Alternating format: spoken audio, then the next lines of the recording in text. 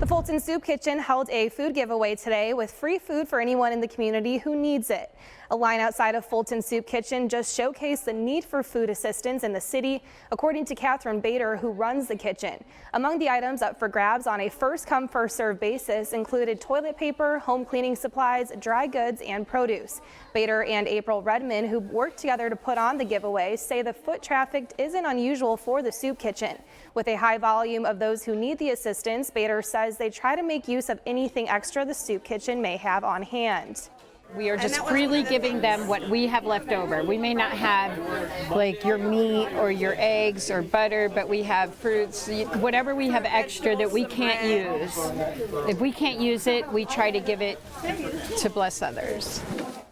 Bader says the next food giveaway is on February 22nd.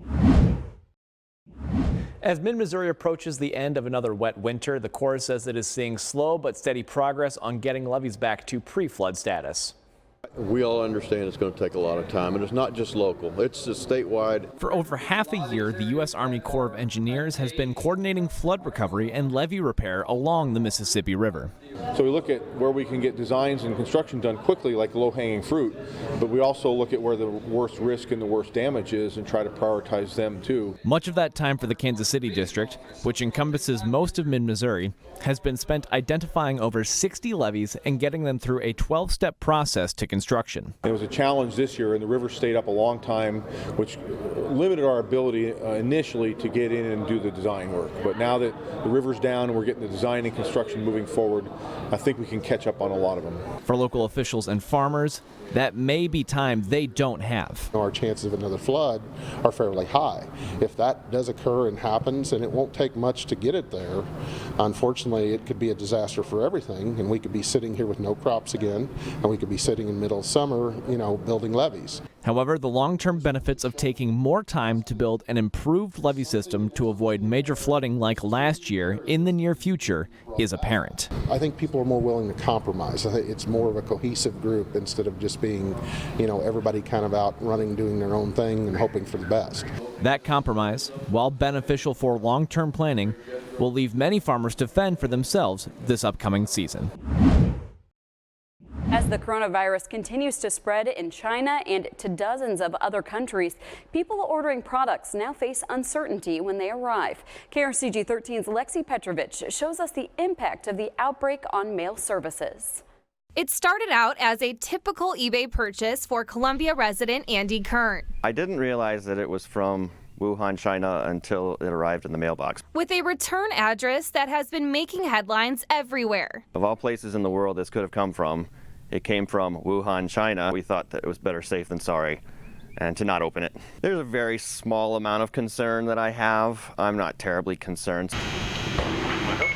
With daily international shipments, local postal services say things are running as normal. As of right now, we haven't been made aware of any impacts to the Postal Service, so headquarters out in Washington, D.C. monitors that very closely with the CDC.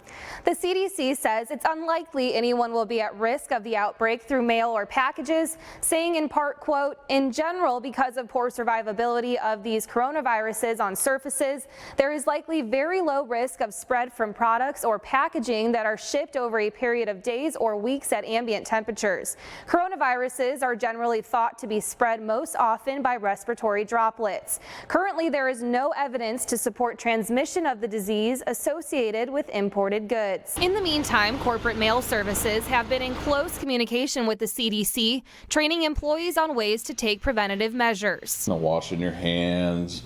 We have masks available for the employees if they have a concern about it. Kern says for now, the package will remain in his garage. We'll probably keep it there for about a month or so, and hopefully by then it'll be ready to open.